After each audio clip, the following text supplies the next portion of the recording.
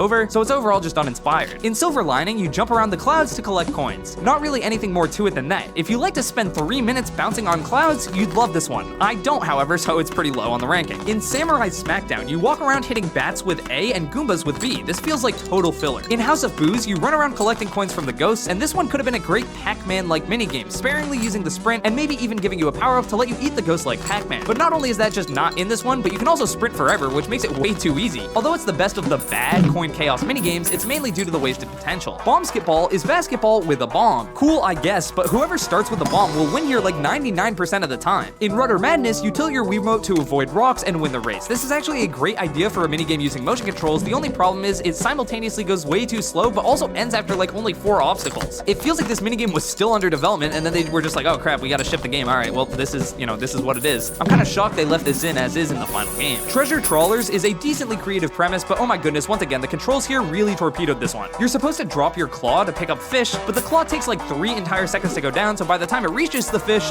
is already gone. In Buried Treasure, you dig up randomly placed buried treasure. Yeah, once again, this is another absolute dud of a minigame. Not only is it a lame, boring, and broken premise, but there are arrows that point towards the treasures, so instead of everyone digging everywhere, the second the arrow is revealed, the person closest to it just knows and grabs it. It's not fun. Tally Me Banana sees you jumping on crates to get bananas. It's the least offensive of the DK minigames, but still a waste of time. In Banana Shake, you shake the tree to get bananas. Okay. In A Bridge Too Short, you race against Donkey Kong across one of 2 RNG bridges. This is a bad RNG minigame and a Donkey Kong minigame. It's like they're trying to make me mad. In Cake Factory, one player grabs a cake and the other grabs a strawberry. It's actually impossible to mess this one up, and if you somehow do mess up, it's even more impossible to catch up because there's nothing, you just play the game. Like, there's no way to get better at it. You just kind of do the same thing over and over and over again. Parasailing is really nothing special. Nothing to see here, folks. Yet another coin minigame. Move it along. In Frozen Assets, you punch ice to get the jewel. This goes on for way too long and is not fun. It feels like a leftover minigame from the first Mario Party. In River Raiders, you collect as many coins as you can if you're the 1 player in front or the 3 players in the back. It's not fun, and it's also crazily unbalanced for the player in the front because, well, it's just obvious. They're in the front. They can choose where to go. In Stardust Battle, you just throw stars at the big Starman. It works as a single player minigame, but not as a Mario Party minigame. Mega Mecha Koopa's Swing and Stomp lets you swing and hit the Mecha Koopa. This is by far the simplest boss fight from Mario Party 10, and it feels like they threw this together in a few days because where is the fun here? There are a bunch of these sort of social deduction type minigames, and a few of them are some of my favorite minigames, but Tricky Turntables kinda misses the mark. Tying the minigame to coins, and also having 7 entire rounds is just overkill. It takes a fun concept, but turns it incredibly boring by beating you over the head with repetition. You do the same thing 7 times. There's also 10 seconds for each round, bro. This is ridiculous. Baby Bowser Broadside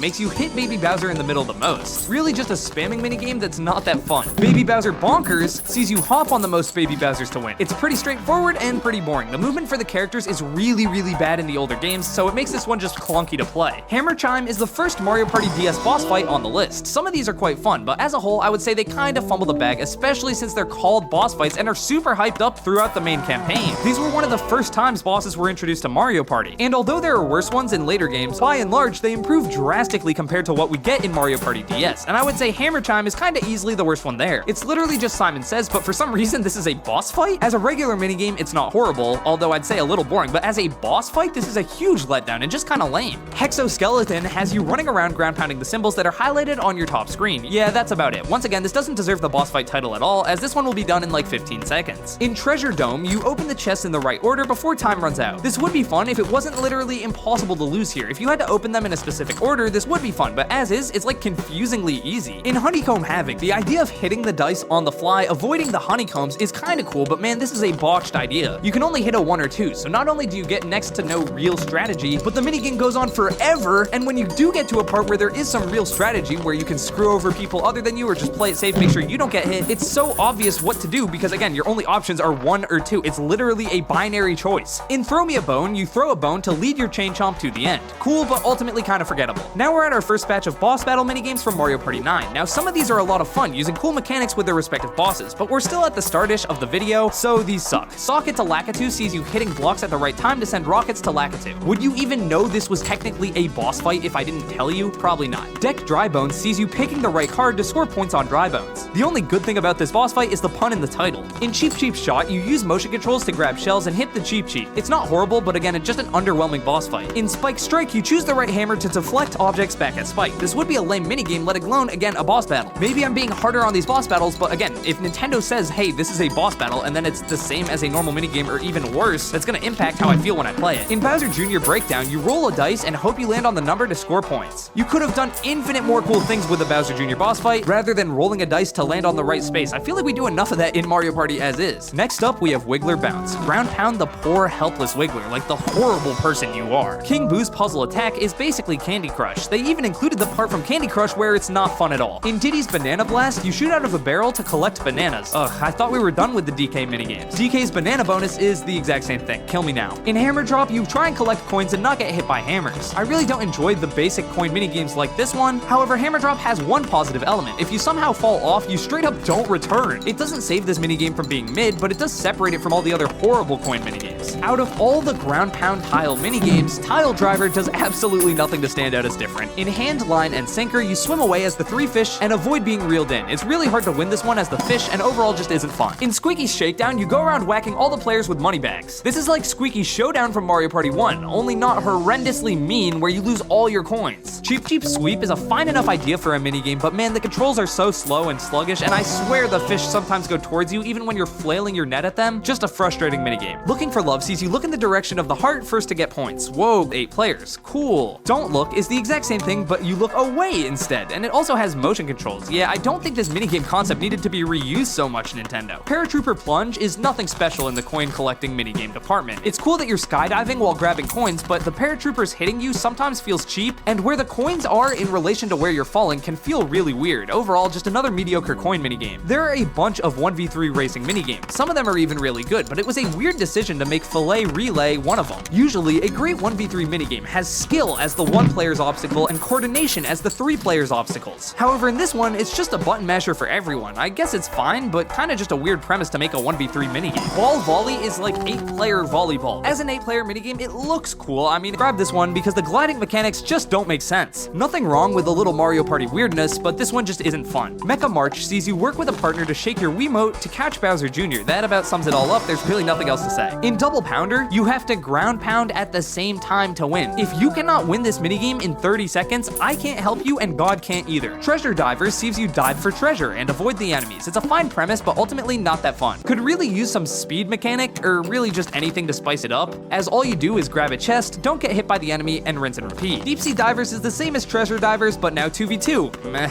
In Bumper Ball Maze, you make it to the end of the obstacle course on a bumper ball. It takes the clunky but fun controls from the bumper ball minigame and makes it more frustrating. I didn't even know that was possible. Bumper Bubbles sees you shake your Wiimote to collect balloons. Nothing special, it's a filler minigame. Fungi Frenzy lets you ground pound the blocks to get mushrooms. Once again, another filler minigame. In Water World, you race around the track. There are a lot of minigames throughout the series that look just like this one, and they're pretty fun, but this one's clunky controls and old graphics make this just meh. Bodybuilder sees you build a robot by timing your presses on the body part you need. It's fine, but there are only 4 parts, so this one's over in a matter of seconds. Spin-Off is a fine enough idea of matching the pictures, but oh my goodness, the controls are horrible. The delay between pushing the lever and the picture stopping is like 2 seconds, so you're basically just guessing here unless somehow you have this specific minigame's timing completely down. As we will go over, there are a lot of button mashing minigames in this ranking, but Take a Breather from Mario Party 4 does nothing to stand out from the rest. You have to press L and R alternatively, so this isn't even a pure button masher. That, along with the presentation being below average, make this one not so great. Lucky Lineup is a slot machine minigame, but almost pure RNG. You're no Luigi's Casino, Mario Party, no thank you. Paddle Battle is an interesting idea for a 1v3 minigame, with both sides trying to paddle for the most Shy Guys to take your coins. But I think the idea for this one was better than the minigame we got. In Twist Ending, you turn your Wiimote to open the locks to the chests. It's a fine premise, but to be honest, the turning motion on the Wiimote just isn't good enough to base a minigame around it. It's not always super accurate and kind of feels a little jank. In Shrub Hubbub, you swipe on the screen using your stylus to cut the plant. It's a really lame use of the stylus for a 3DS Mario Party game. Island Tour and Star Rush have a bunch of creative and great stylus minigames, but this one sticks out like a sore thumb. It feels like a Mario Party DS reject minigame. In Snow Ride, you race down the mountain on your snowboard. This would be fun if the gates teammates weren't the same left-right pattern over and over and over again. Pizza Me Mario is a pretty funny minigame title, but in Pizza Me Mario, you try to throw your toppings on all the slices of pizza. It's really basic, really underwhelming, and really mid as a result. In Flash Fright, one player tries to catch the other 3 with their flashlight. Just a basic 1v3 tag minigame, but it's really hard to lose as the player with a flashlight. At Diamond a Dozen, you look at the pipes as it pans up and pick the one with the most gems. We've had minigames like this before, and I'm really not a fan of any of them. Cash Flow is a 3v1 coin minigame that sucks a little less than all the other coin minigames. In Eye on the Prize, you tilt your Wiimote to put the colored balls in the right tube. It's just not that fun. Castaways is a fishing minigame where you fish for coins. Fishing minigames can be fun, but again, this isn't one of them. Now, is it horrible? No, not really, but a coin minigame has to do something really special to break out of one of these lower tiers. Picture This sees you flip through drawings to find the right frame. Kinda mid. Rat-a-tat Flat sees you ground pound the most rats. This really feels like a Mario Party 1 minigame and not the fun kind. In Match Faker, you memorize the placement of the enemies and choose the one shown as fast as you can. I don't like memorization minigames, I kinda like reaction minigames, but when you put the two together, I don't know, I just didn't like this one. Sky Pilot sees you working together to win the race and working against the most janky controls known to man. Sorry, early Mario Party minigames, but the more ambitious you were, the worse these minigames turned out, just mainly due to probably the hardware and also inexperience of the developers. This one just feels weird to play. Torpedo Targets is the same deal as Sky Pilots, just weird controls that kind of ruin the concept. In World Peace, you have to get the right pieces with your teammate to make the shape. It feels way too slow and with to win. That's a bummer because this one has a great premise, but yeah, sorry. I like the idea of being able to sabotage someone in a Mario Party minigame, but it shouldn't be as easy and brainless as this one. Roll Call has you count the correct amount of toads. There are way better versions of this minigame down on the list. Long Claw of the Law has you finding a specific wanted creature as fast as you can, but with slow controls and a lock-on grab, it feels like it kind of gets rid of the skill here and replaces it with luck. Team Treasure Trek is your typical maze minigame, but for 2 players. I think with a little extra time to cook in the oven, this one could have been a lot of fun, but as it is, it feels like mostly luck, because you really can't see where you're going, so you're just kind of like, oh yeah, this feels about right. Oh, I made it to the end. Skyd and Seek would be fun, but considering all you do is keep track of the amount of Goombas and Koopas that come in and out of the clouds, and it goes painfully slow, this minigame ends up being dragged out and boring, and also stupidly easy as long as you have your eyes open and don't like blink for 5 seconds. Matchmakers is a pick the same card type minigame, absolutely forgettable in my opinion. In Helter Shelter, you wait for the wave to go pick up a random shell and hope it has pearls in it. It's a completely RNG minigame that isn't bad, but the presentation doesn't carry this one as much as other pure RNG minigames get, so this one's just kind of okay.